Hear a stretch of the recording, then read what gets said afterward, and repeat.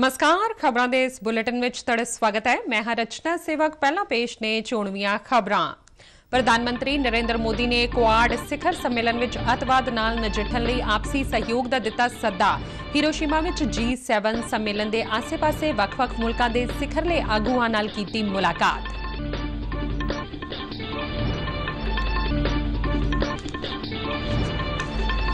उप राष्ट्रपति जगदीप धनखड़ ने पंजाब यूनिवर्सिटी चंडीगढ़ की सालाना कॉन्वोकेशन दौरान नौजवानों नूं देश के विकास लई खरड़ा तैयार करने की कीती अपील।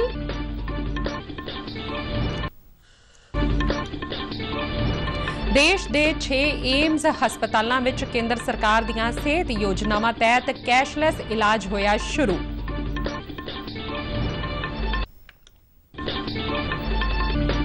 भारतीय रिजर्व बैंक वालों क्लीन नोट नीति तहत 2000 रुपए के नोट नूं वापस लैण दे फैसले का आम लोगों ने किया स्वागत।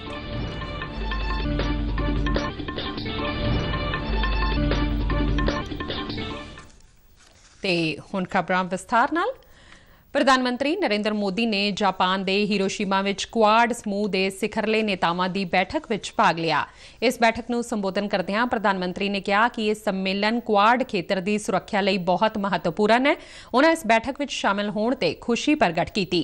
प्रधानमंत्री ने कहा कि क्वाड कौमांतरी मंच ते एक अहम प्लेटफॉर्म है। उन्होंने कहा कि यह समूह शांति बरकरार रखण लई सदा यतनशील रहेगा। प्रधानमंत्री ने अतवाद नाल नजिठण लई आपसी सहयोग का सद्दा दिता। उन्होंने कहा कि इस बैठक विच समावेशी विकास ते जोर दिता गया है।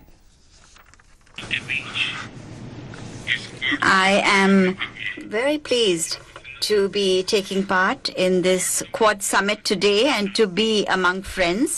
The Quad group has established itself as an important platform for peace, stability and prosperity in the Indo-Pacific. There is no doubt at all about the fact that the Indo-Pacific region is the engine for global trade, innovation and development. We agree that the security and success of the Indo-Pacific is important not just for this region but for the entire world. We are moving forward with a constructive agenda based on shared democratic values. Quad बैठक नूं अमरीका के राष्ट्रपति जो Biden, मेजबान Japan के प्रधानमंत्री Fumio Kishida अते Australia के प्रधानमंत्री एंथनी अल्बनीज ने भी संबोधन किया। प्रधानमंत्री नरेंद्र मोदी ने जापान के हिरोशिमा विच G7 सिखर सम्मेलन विच शिरकत की अते मेजबान जापान सने कई मैंबर मुल्कां दे सिखरले आगूआं नाल विचार वटांदरा कीता। G7 सिखर सम्मेलन विच भाग लैण मौके जापानी हमौदा फूमियो किशिदा ने प्रधानमंत्री नरेंद्र मोदी का रस्मी स्वागत किया।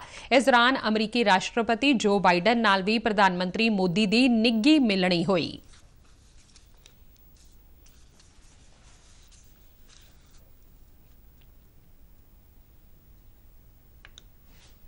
सम्मेलन के आसे-पासे प्रधानमंत्री ने जापान के प्रधानमंत्री, दक्षिण कोरिया के राष्ट्रपति अते वियतनामी प्रधानमंत्री नाल दुवल्लियां बैठकां कीतियां।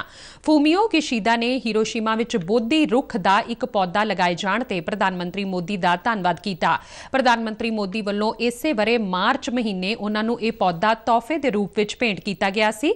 इस दौरान प्रधानमंत्री ने हिरोशिमा विच राष्ट्रपिता महात्मा गांधी के बुत तो पर्दा हटाउण की रस्म अदा की। इस मौके प्रधानमंत्री ने कहा कि यह बुत अजिहे शहर लई एक ढुकवीं श्रद्धांजलि है जो शांति लई मनुखता की इच्छा का प्रतीक है। G7 समिट की मेरी इस विजिट में मुझे सबसे पहले पूज्य महात्मा गांधी की प्रतिमा का अनावरण का सौभाग्य मिलना ये अपने आप में एक बहुत ही बड़ा सुयोग है। आज विश्व क्लाइमेट और आतंकवाद की लड़ाई से जूझ रहा है। पूज्य बापू के आदर्श क्लाइमेट के साथ जो लड़ाई है उसे जीतने का उत्तम से उत्तम मार्ग है। ਵਿਦੇਸ਼ ਮੰਤਰਾਲੇ ਵੱਲੋਂ ਦਿੱਤੀ ਗਈ ਜਾਣਕਾਰੀ ਮੁਤਾਬਕ ਪ੍ਰਧਾਨ ਮੰਤਰੀ ਮੋਦੀ ਅਤੇ ਜਾਪਾਨੀ ਹਮੋਦਾ ਫੂਮੀਓ ਕਿਸ਼ੀਦਾ ਨੇ ਵਪਾਰ, ਅਰਥਚਾਰੇ ਅਤੇ ਸੱਭਿਆਚਾਰ ਸਣੇ ਦੁਵੱਲੀ ਮਿੱਤਰਤਾ ਨੂੰ ਵਧਾਉਣ ਲਈ ਵੱਖ-ਵੱਖ ਪਹਿਲੂਆਂ ਤੇ ਵਿਚਾਰਾਂ ਦੀ ਸਾਂਝ ਪਾਈ। ਇਸ ਤੋਂ ਇਲਾਵਾ G7 ਅਤੇ G20 ਦੀਆਂ ਪ੍ਰਧਾਨਗੀਆਂ ਅਤੇ ਗਲੋਬਲ ਸਾਊਥ ਦੀ ਆਵਾਜ਼ ਨੂੰ ਬੁਲੰਦ ਕਰਨ ਲਈ ਆਪਸੀ ਸਹਿਯੋਗ ਨੂੰ ਬਿਹਤਰ ਬਣਾਉਣ ਤੇ ਵੀ ਗੱਲਬਾਤ ਕੀਤੀ ਗਈ। ਦੋਹਾਂ ਸਿਖਰਲੇ ਆਗੂਆਂ ਨੇ ਹਿੰਦ ਪ੍ਰਸ਼ਾਂਤ ਖੇਤਰ ਵਿੱਚ ਭਾਈਵਾਲੀ ਨੂੰ ਮਜ਼ਬੂਤ ਕਰਨ ਅਤੇ ਮੌਜੂਦਾ ਖੇਤਰੀ ਗਤੀਵਿਧੀਆਂ ਤੇ ਚਰਚਾ ਕੀਤੀ। ਪ੍ਰਧਾਨ ਮੰਤਰੀ ਨਰਿੰਦਰ ਮੋਦੀ ਨੇ ਯੂਕਰੇਨ ਦੇ ਰਾਸ਼ਟਰਪਤੀ ਵਲਾਦੀਮੀਰ ਜ਼ੈਲੈਂਸਕੀ ਨਾਲ ਵਫਦ ਪੱਧਰ ਦੀ ਗੱਲਬਾਤ ਕੀਤੀ।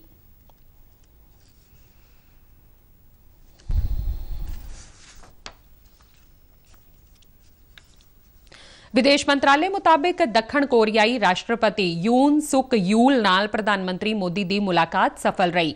ਦੋਹਾਂ ਆਗੂਆਂ ਨੇ ਵੱਖ-ਵੱਖ ਵਿਕਾਸ ਖੇਤਰਾਂ ਨਾਲ ਸੰਬੰਧਿਤ ਮੁੱਦਿਆਂ ਤੇ ਗੱਲਬਾਤ ਕੀਤੀ। ਦੋਵੇਂ ਆਗੂ ਸਰਮਾਏਕਾਰੀ, ਵਪਾਰ, ਤਕਨੀਕ, IT ਹਾਰਡਵੇਅਰ, ਰੱਖਿਆ, ਸੈਮੀ ਕੰਡਕਟਰ ਅਤੇ ਸੱਭਿਆਚਾਰ ਸਣੇ ਕਈ ਖੇਤਰਾਂ ਵਿੱਚ ਰਲ ਮਿਲ ਕੇ ਕੰਮ ਕਰਨ ਲਈ ਸਹਿਮਤ ਹੋਏ। ਇਸ ਤੋਂ ਇਲਾਵਾ ਭਾਰਤ ਦੀ G20 ਦੀ ਪ੍ਰਧਾਨਗੀ ਅਤੇ ਦੱਖਣ ਕੋਰੀਆ ਦੀ ਹਿੰਦ ਪ੍ਰਸ਼ਾਂਤ ਰਣਨੀਤੀ ਤੇ ਚਰਚਾ ਕੀਤੀ ਗਈ। ਪ੍ਰਧਾਨ ਮੰਤਰੀ ਮੋਦੀ ਅਤੇ ਵੀਅਤਨਾਮੀ ਹਮੌਦਾ ਫਾਮ ਮਿਨ ਚਿਨ ਨੇ ਦੁਵੱਲੀ ਵਿਆਪਕ ਰਣਨੀਤਿਕ ਭਾਈਵਾਲੀ ਨਾਲ ਸੰਬੰਧਿਤ ਮੁੱਦਿਆਂ ਨੂੰ ਵਿਚਾਰਿਆ। ਪ੍ਰਧਾਨ ਮੰਤਰੀ ਨਰਿੰਦਰ ਮੋਦੀ ਨੇ ਜਾਪਾਨ ਦੇ ਉੱਘੇ ਲੇਖਕ ਡਾਕਟਰ ਤੋਮੀਓ ਮਿਜ਼ੋਕਾਮੀ ਨਾਲ ਮੁਲਾਕਾਤ ਕੀਤੀ। ਮਿਜ਼ੋਕਾਮੀ ਨੇ ਪ੍ਰਧਾਨ ਮੰਤਰੀ ਨੂੰ ਆਪਣੀ ਇੱਕ ਕਿਤਾਬ ਭੇਂਟ ਕੀਤੀ। ਪ੍ਰਧਾਨ ਮੰਤਰੀ ਨੇ ਜਾਪਾਨ ਦੀ ਪ੍ਰਸਿੱਧ ਚਿੱਤਰਕਾਰ ਹਿਰੋਕੋ ਤਾਕਾਯਾਮਾ ਨਾਲ ਵੀ ਗੱਲਬਾਤ ਕੀਤੀ। ਉਪ ਰਾਸ਼ਟਰਪਤੀ ਜਗਦੀਪ ਧਨਖੜ ਨੇ ਪੰਜਾਬ ਯੂਨੀਵਰਸਿਟੀ ਚੰਡੀਗੜ੍ਹ ਦੀ 70ਵੀਂ ਕਨਵੋਕੇਸ਼ਨ ਵਿੱਚ ਮੁੱਖ ਮਹਿਮਾਨ ਵਜੋਂ ਸ਼ਿਰਕਤ ਕੀਤੀ। ਚੰਡੀਗੜ੍ਹ ਪੁੱਜਣ ਤੇ ਪੰਜਾਬ ਦੇ ਰਾਜਪਾਲ ਬਨਵਾਰੀ ਲਾਲ ਪੁਰੋਹਿਤ ਅਤੇ ਹਰਿਆਣਾ ਦੇ ਰਾਜਪਾਲ ਬੰਡਾਰੂ ਦੱਤਾਤਰੇ ਤੋਂ ਇਲਾਵਾ ਹੋਰਨਾਂ ਕਈ ਸ਼ਖਸੀਅਤਾਂ ਨੇ ਉਪ ਰਾਸ਼ਟਰਪਤੀ ਦਾ ਸਵਾਗਤ ਕੀਤਾ। ਉਪ ਰਾਸ਼ਟਰਪਤੀ ਨੇ ਗਾਰਡ ਆਫ ਆਨਰ ਦਾ ਨਿਰੀਖਣ ਵੀ ਕੀਤਾ। ਪੰਜਾਬ ਰਾਜ ਭਵਨ ਵਿਖੇ ਪੁੱਜਣ ਤੇ ਹਰਿਆਣਾ ਦੇ ਮੁੱਖ ਮੰਤਰੀ ਮਨੋਹਰ ਲਾਲ ਖੱਟਰ ਨੇ ਉਹਨਾਂ ਨਾਲ ਰਸਮੀ ਭੇਂਟ ਕੀਤੀ। ਉਪ ਰਾਸ਼ਟਰਪਤੀ ਜਗਦੀਪ ਧਨਖੜ ਨੇ ਆਪਣੀ ਧਰਮ ਪਤਨੀ ਡਾਕਟਰ ਸੁਦੇਸ਼ ਧਨਖੜ ਨਾਲ ਪੰਜਾਬ ਯੂਨੀਵਰਸਿਟੀ ਵਿੱਚ ਇੱਕ ਬੂਟਾ ਵੀ ਲਗਾਇਆ। ਕਨਵੋਕੇਸ਼ਨ ਦੌਰਾਨ ਉਪ ਰਾਸ਼ਟਰਪਤੀ ਨੇ ਕਈ ਉੱਘੀਆਂ ਸ਼ਖਸੀਅਤਾਂ ਨੂੰ ਵੀ ਸਨਮਾਨਿਤ ਕੀਤਾ। ਉਹਨਾਂ ਡਾਕਟਰ ਰਤਨ ਸਿੰਘ ਜੱਗੀ ਨੂੰ ਪੰਜਾਬ ਯੂਨੀਵਰਸਿਟੀ ਗਿਆਨ ਰਤਨ ਪੁਰਸਕਾਰ, ਡਾਕਟਰ ਇਰਸ਼ਾਦ ਕਾਮਿਲ ਨੂੰ ਯੂਨੀਵਰਸਿਟੀ ਸਾਹਿਤ ਰਤਨ ਪੁਰਸਕਾਰ, ਡਾਕਟਰ ਵੀਨਾ ਟੰਡਨ ਨੂੰ ਯੂਨੀਵਰਸਿਟੀ ਵਿਗਿਆਨ ਰਤਨ ਪੁਰਸਕਾਰ ਨਾਲ ਸਨਮਾਨਿਤ ਕੀਤਾ। ਵਿਦਿਆਰਥੀਆਂ ਨੂੰ ਸੰਬੋਧਨ ਕਰਦਿਆਂ ਉਪ ਰਾਸ਼ਟਰਪਤੀ ਨੇ ਕਿਹਾ ਕਿ ਸਿੱਖਿਆ ਸਮਾਜ ਦੇ ਇੱਕ ਸਮਾਨ ਵਿਕਾਸ ਨੂੰ ਯਕੀਨੀ ਬਣਾਉਣ ਦਾ ਸਭ ਤੋਂ ਪ੍ਰਭਾਵਸ਼ਾਲੀ ਮਾਧਿਅਮ ਹੈ। ਉਹਨਾਂ ਕਿਹਾ ਕਿ ਨੌਜਵਾਨਾਂ ਨੂੰ ਭਾਰਤ ਦੀ ਪ੍ਰਗਤੀ ਦਾ ਖਰੜਾ ਤਿਆਰ ਕਰਨਾ ਹੋਵੇਗਾ, ਜਿਸ ਨੂੰ ਅਮਲ ਵਿੱਚ ਲਿਆ ਕੇ ਦੇਸ਼ ਨੂੰ ਅੱਗੇ ਵਧਾਇਆ ਜਾ ਸਕਦਾ ਹੈ। ਉਹਨਾਂ ਨੌਜਵਾਨਾਂ ਨੂੰ ਭੈ ਮੁਕਤ, ਰਚਨਾਤਮਕ, ਨਵਾਚਾਰੀ, ਆਤਮ ਵਿਸ਼ਵਾਸੀ ਅਤੇ ਮਿਹਨਤਕਸ਼ ਬਣਨ ਦਾ ਸੱਦਾ ਦਿੱਤਾ। Friends, no university, and this is a statement by me after due diligence, no university can claim to have kind of illustrious alumni that Punjab University has. It is an unparalleled resource of talent, a think tank that can effect wonders. Its alumni, while setting very high standards and benchmarks, have excelled in various fields. I wouldn't take much, but the list is very long. President of India, ਦੇਸ਼ ਦੇ 6 AIIMS ਹਸਪਤਾਲਾਂ ਵਿੱਚ ਕੇਂਦਰ ਸਰਕਾਰ ਦੀਆਂ ਸਿਹਤ ਯੋਜਨਾਵਾਂ ਤਹਿਤ ਕੈਸ਼ਲੈਸ ਇਲਾਜ ਦੀ ਸਹੂਲਤ ਸ਼ੁਰੂ ਹੋ ਗਈ ਹੈ। ਸਿਹਤ ਮੰਤਰਾਲੇ ਵੱਲੋਂ ਜਾਰੀ ਇੱਕ ਬਿਆਨ ਮੁਤਾਬਕ ਭੋਪਾਲ, ਭੁਵਨੇਸ਼ਵਰ, ਪਟਨਾ, ਜੋਧਪੁਰ, ਰਾਏਪੁਰ ਅਤੇ ਰਿਸ਼ੀਕੇਸ਼ ਵਿਚਲੇ ਏਮਜ਼ ਵਿੱਚ ਇਸ ਸਹੂਲਤ ਦੀ ਸ਼ੁਰੂਆਤ ਕੀਤੀ ਗਈ ਹੈ। ਮੰਤਰਾਲੇ ਮੁਤਾਬਕ ਇਸ ਮੰਤਵ ਲਈ 6 ਏਮਜ਼ ਵੱਲੋਂ CGHS ਨਾਲ ਇੱਕ ਸਹਿਮਤੀ ਪੱਤਰ ਤੇ ਹਸਤਾਖਰ ਕੀਤੇ ਗਏ ਨੇ। ਇਸ ਸਹੂਲਤ ਤਹਿਤ CGHS ਦੇ ਰਿਟਾਇਰਡ ਪੈਨਸ਼ਨਰ ਲਾਭਪਾਤਰੀ ਲਾਹਾ ਲੈ ਸਕਣਗੇ। ਅਜਿਹੇ ਸੇਵਾ ਮੁਕਤ ਕਰਮਚਾਰੀਆਂ ਨੂੰ ਮੁੜ ਅਦਾਇਗੀ ਦੇ ਦਾਅਵਿਆਂ ਦੀ ਪੂਰਤੀ ਵਿੱਚ ਕਈ ਤਰ੍ਹਾਂ ਦੀਆਂ ਸਮੱਸਿਆਵਾਂ ਦਾ ਸਾਹਮਣਾ ਕਰਨਾ ਪੈਂਦਾ ਸੀ ਅਤੇ ਹੁਣ ਇਹ ਸਹੂਲਤ ਏਮਜ਼ ਹਸਪਤਾਲ ਦੇ ਅੰਦਰ ਉਪਲਬਧ ਹੋਵੇਗੀ। ਮੰਤਰਾਲੇ ਦਾ ਕਹਿਣਾ ਹੈ ਕਿ ਇਸ ਪਹਿਲ ਕਦਮੀ ਨਾਲ ਸਮਾਂ ਅਤੇ ਕਾਗਜ਼ੀ ਕਾਰਵਾਈ ਘਟੇਗੀ ਅਤੇ ਦਾਅਵਿਆਂ ਦਾ ਸਮੇਂ ਸਿਰ ਨਿਬੇੜਾ ਹੋ ਸਕੇਗਾ। ਇਸ ਮੌਕੇ ਸਿਹਤ ਸਕੱਤਰ ਰਾਜੇਸ਼ ਭੂਸ਼ਣ ਨੇ ਕਿਹਾ ਕਿ ਸਰਕਾਰ CGHS ਤਹਿਤ ਹੋਰ ਹਸਪਤਾਲਾਂ ਨੂੰ ਸ਼ਾਮਲ ਕਰਨ ਲਈ ਕੰਮ ਕਰ ਰਹੀ ਹੈ ਅਤੇ ਆਉਣ ਵਾਲੇ ਦਿਨਾਂ ਵਿੱਚ post graduate institute of medical education and research Chandigarh ਸਣੇ कई ਹਸਪਤਾਲਾਂ ਵਿੱਚ ਇਹ सहूलत उपलब्ध होगी। जो भी केंद्र सरकार की सेवाओं में कार्यरत या सेवानिवृत्त वर्किंग या पेंशनर CGHS बेनिफिशरीज हैं, उनको इन एम्स में कैशलेस इलाज की सुविधा उपलब्ध हो जाएगी। और ये एक बहुत बड़ी क्वालिटेटिव परिवर्तन होगा CGHS की सेवाओं में, क्योंकि प्रत्येक एम्स में अनेकों सुपर स्पेशलिटी की सुविधाएं मौजूद हैं, जो कि सामान्यतः वो सारी सुविधाएं एक अस्पताल में इम्पैनल्ड CGHS अस्पतालों में नहीं होती हैं। तो ये एक बहुत बड़ी सुविधा होगी। दूसरा, लोगों को दूर नहीं जाना पड़ेगा, क्योंकि अब प्रत्येक राज्य में एम्स की स्थापना हो रही है। ਕੇਂਦਰ ਸਰਕਾਰ ਨੇ ਗਰੁੱਪ A ਅਤੇ ਦਿੱਲੀ ਸਿਵਲ ਸੇਵਾਵਾਂ ਦੇ ਅਧਿਕਾਰੀਆਂ ਦੇ ਤਬਾਦਲੇ ਅਤੇ ਤੈਨਾਤੀ ਸੰਬੰਧੀ ਫੈਸਲੇ ਲੈਣ ਲਈ ਕੌਮੀ ਰਾਜਧਾਨੀ ਸਿਵਲ ਸੇਵਾਵਾਂ ਅਥਾਰਟੀ ਦੇ ਗਠਨ ਲਈ ਆਰਡੀਨੈਂਸ ਜਾਰੀ ਕੀਤਾ ਹੈ। ਇਸ ਆਰਡੀਨੈਂਸ ਨੂੰ ਕੌਮੀ ਰਾਜਧਾਨੀ ਖੇਤਰ ਦਿੱਲੀ ਸੋਧ ਆਰਡੀਨੈਂਸ 2023 ਦਾ ਨਾਂ ਦਿੱਤਾ ਗਿਆ ਹੈ। ਇਸ ਅਥਾਰਟੀ ਵਿੱਚ ਦਿੱਲੀ ਦੇ ਮੁੱਖ ਮੰਤਰੀ ਪਦੇਨ ਚੇਅਰਮੈਨ ਹੋਣਗੇ। ਇਸ ਤੋਂ ਇਲਾਵਾ ਰਾਜਧਾਨੀ ਖੇਤਰ ਦਿੱਲੀ ਦੇ ਮੁੱਖ ਸਕੱਤਰ ਅਤੇ ਪ੍ਰਿੰਸੀਪਲ ਗ੍ਰਹਿ ਸਕੱਤਰ ਅਥਾਰਟੀ ਦੇ ਮੈਂਬਰ ਹੋਣਗੇ। ਅਥਾਰਟੀ ਵਿੱਚ ਸਾਰੇ ਮੁੱਦਿਆਂ ਤੇ ਫੈਸਲਾ ਬਹੁਮਤ ਦੇ ਆਧਾਰ ਤੇ ਕੀਤਾ ਜਾਵੇਗਾ। ਰਾਏ ਵਿੱਚ मतभेद होने के मामले में दिल्ली के उप राज्यपाल का फैसला अंतिम होगा। ਭਾਰਤੀ ਰਿਜ਼ਰਵ ਬੈਂਕ ਵੱਲੋਂ 2000 ਰੁਪਏ ਦੇ ਨੋਟ ਨੂੰ ਸਰਕੂਲੇਸ਼ਨ ਵਿੱਚੋਂ ਬਾਹਰ ਕਰਨ ਦੇ ਫੈਸਲੇ ਦਾ ਪੰਜਾਬ ਭਾਜਪਾ ਪ੍ਰਧਾਨ ਅਸ਼ਵਨੀ ਸ਼ਰਮਾ ਨੇ ਸਵਾਗਤ ਕੀਤਾ ਹੈ। ਪਠਾਨਕੋਟ ਵਿੱਚ ਦੂਰਦਰਸ਼ਨ ਖਬਰਾਂ ਨਾਲ ਗੱਲ ਕਰਦਿਆਂ ਉਹਨਾਂ ਕਿਹਾ ਕਿ ਇਸ ਫੈਸਲੇ ਨਾਲ ਕਾਲਾਬਾਜ਼ਾਰੀ ਤੇ ਅਸਰ ਪਵੇਗਾ। ਆਰਬੀਆਈ ਦੇ ਫੈਸਲੇ ਨੂੰ ਹਾਂ ਪੱਖੀ ਦੱਸਦਿਆਂ ਅਸ਼ਵਨੀ ਸ਼ਰਮਾ ਨੇ ਕਿਹਾ ਕਿ 2000 ਰੁਪਏ ਮੁੱਲ ਦੇ ਕੇਵਲ 10% ਨੋਟ ਹੀ ਬਾਜ਼ਾਰ ਵਿੱਚ ਨੇ, ਇਸ ਲਈ ਆਮ ਲੋਕਾਂ ਤੇ ਇਸ ਦਾ ਅਸਰ ਨਹੀਂ ਪਏਗਾ। ਆਮ ਲੋਕਾਂ ਵੱਲੋਂ ਵੀ ਰਿਜ਼ਰਵ ਬੈਂਕ ਦੇ ਇਸ ਫੈਸਲੇ ਦਾ ਸਵਾਗਤ ਕੀਤਾ ਗਿਆ ਹੈ। ਇਕੋਨਮੀ ਦੇ ਅੰਦਰ ਕਲੀਨਨੈਸ ਆਏ, ਇਹਦੇ ਲਈ ਸਰਕਾਰ ਆਲਰੇਡੀ 2018 ਤੋਂ ਇਹਦੀ ਛਪਾਈ 2000 ਦੇ ਨੋਟਾਂ ਦੀ ਬੰਦ ਹੋ ਚੁੱਕੀ ਸੀ, ਔਰ ਕੇਵਲ 10% ਜਿਹੜਾ ਨੋਟ ਹੈ ਉਹ ਸਰਕੂਲੇਸ਼ਨ 'ਚ ਹੈ। 90% ਨੋਟ ਜਿਹੜਾ ਆਲਰੇਡੀ ਬੈਂਕਾਂ 'ਚ ਵਾਪਸ ਜਾ ਚੁੱਕਿਆ, ਔਰ ਬੈਂਕ ਜਿਹੜੇ ਆ ਬੜੀ ਦੇਰ ਤੋਂ 2000 ਦੇ ਨੋਟ ਜਿਹੜੇ ਉਹ ਦੇ ਨਹੀਂ ਰਹੇ ਸੀ, ATM 'ਚ ਵੀ ਨਹੀਂ ਆ ਰਹੇ ਸੀ। ਇਹ ਰਿਪਲੇਸਮੈਂਟ ਹੈ। 30 ਸਤੰਬਰ ਤੱਕ ਦਾ ਲੰਬਾ ਸਮੇਂ ਸਰਕਾਰ ਨੇ ਦਿੱਤਾ ਹੈ ਕਿ ਤੁਸੀਂ ਜਿਹੜਾ ਹੈ ਇਸ ਨੋਟ ਦਾ ਪ੍ਰਯੋਗ ਕਰ ਸਕਦੇ ਹੋ, ਔਰ 20,000 ਰੁਪਇਆ ਕਰਕੇ ਰਿਪਲੇਸ ਵੀ ਹੋ ਸਕਦਾ। 20,000 ਰੁਪਇਆ ਲੈ ਕੇ ਜਾਓ, 500 ਦੇ ਨੋਟ ਲਿਆਓ, ਜਮ੍ਹਾਂ ਕਰਵਾਣੇ ਆ ਜਮ੍ਹਾਂ ਕਰਵਾਓ। ਇਸ ਕਰਕੇ ਇਹਨੂੰ ਨੋਟਬੰਦੀ ਨਹੀਂ ਕਹਿ ਸਕਦੇ, ਇਹਨੂੰ ਅਸੀਂ ਕਲੀਨਨੈਸ ਲਿਆਉਣ 'ਚ ਦੇ ਅੰਦਰ ਵੱਡੀ ਮਦਦ ਮਿਲੇਗੀ, ਔਰ ਭ੍ਰਿਸ਼ਟਾਚਾਰ ਜਿਹੜਾ ਉਹਦੇ ਤੇ ਵੀ ਜਿਹੜਾ ਨਕੇਲ ਕਸੋਏਗੀ, ਔਰ ਜਿਨ੍ਹਾਂ ਕੋਲ ਬਲੈਕ ਮਨੀ ਹੈ ਉਹਨਾਂ ਲਈ ਜ਼ਰੂਰ ਇਹ ਚਿੰਤਾ ਦਾ ਵਿਸ਼ੇ ਹੋ ਸਕਦਾ। ਭਾਰਤ ਸਰਕਾਰ ਨੇ ਜਿਹੜਾ ਫੈਸਲਾ ਲਿਆ, ਮੋਦੀ ਸਾਹਿਬ ਨੇ ਜਿਹੜਾ ਫੈਸਲਾ ਲਿਆ, ਬਹੁਤ ਵਧੀਆ ਫੈਸਲਾ ਹੈ। ਕਿਉਂਕਿ ਪਹਿਲੇ ਵੀ ਨੋਟਬੰਦੀ ਜਦੋਂ ਹੋਈ ਸੀ, ਆਪਾਂ ਦੇਖਿਆ ਵੀ ਸ਼੍ਰੀਨਗਰ ਦੇ ਅੰਦਰ ਪੱਥਰ ਮਾਰਦੇ ਸੀਗੇ। ਜਦੋਂ ਨੋਟਬੰਦੀ ਹੋਈ ਉਹ ਪੱਥਰਬਾਜ਼ੀ ਬਿਲਕੁਲ ਖਤਮ ਹੋ ਗਈ ਹੈ। 2000 ਦਾ ਨੋਟ ਬੰਦ ਕੀਤਾ। ਜਿਨ੍ਹਾਂ ਕੋਲ 1 ਨੰਬਰ ਦਾ ਪੈਸਾ ਹੈ ਉਹਨਾਂ ਨੂੰ ਡਰਨ ਦੀ ਕੋਈ ਜ਼ਰੂਰਤ ਨਹੀਂ, ਕਿਉਂਕਿ ਉਹਨਾਂ ਦੇ ਖਾਤੇ 'ਚ ਜਾ ਕੇ ਜਮ੍ਹਾਂ ਹੋ ਜਾਣੇ ਪੈਸੇ। ਦਿੱਕਤ ਉਹਨਾਂ ਨੂੰ ਜਿਨ੍ਹਾਂ ਕੋਲ 2 ਨੰਬਰ ਦਾ ਪੈਸਾ ਹੈ, ਦਿੱਕਤ ਨਾਲ ਦੀ ਕੰਟਰੀਆਂ ਨੂੰ ਹੈ ਜਿਹੜੇ ਨਕਲੀ ਨੋਟ ਛਾਪ ਰਹੇ ਹੈ। ਇਹ ਮੋਦੀ ਸਾਹਿਬ ਦਾ ਬਹੁਤ ਵਧੀਆ ਫੈਸਲਾ ਹੈ। ਭਾਰਤੀ ਰਿਜ਼ਰਵ ਬੈਂਕ ਵੱਲੋਂ ਕਲੀਨ ਨੋਟ ਨੀਤੀ ਤਹਿਤ 2000 ਰੁਪਏ ਦੇ ਨੋਟ ਨੂੰ ਵਾਪਸ ਲੈਣ ਦੇ ਫੈਸਲੇ ਦਾ ਆਮ ਲੋਕਾਂ ਨੇ ਸਵਾਗਤ ਕੀਤਾ ਹੈ। ਗੁਰਦਾਸਪੁਰ ਜ਼ਿਲ੍ਹੇ ਵਿੱਚ ਲੋਕ ਇਸ ਫੈਸਲੇ ਤੋਂ ਉਤਸ਼ਾਹਿਤ ਦਿਖਾਈ ਦਿੱਤੇ। ਸਮਾਜ ਦੇ ਵੱਖ-ਵੱਖ ਵਰਗਾਂ ਦੇ ਲੋਕਾਂ ਨੇ ਸਾਡੇ ਨੁਮਾਇੰਦੇ ਬਿਸ਼ੰਬਰ ਬਿੱਟੂ ਨਾਲ ਗੱਲਬਾਤ ਕਰਦਿਆਂ ਕਿਹਾ ਕਿ ਇਸ ਨਾਲ ਜਿੱਥੇ ਕਾਲੇ ਧਨ ਦੀ ਸਮੱਸਿਆ ਖਤਮ ਹੋਵੇਗੀ, ਉੱਥੇ ਦੇਸ਼ ਦੇ ਵਿਕਾਸ ਨੂੰ ਵੀ ਇੱਕ ਨਵੀਂ ਰਫ਼ਤਾਰ ਮਿਲੇਗੀ।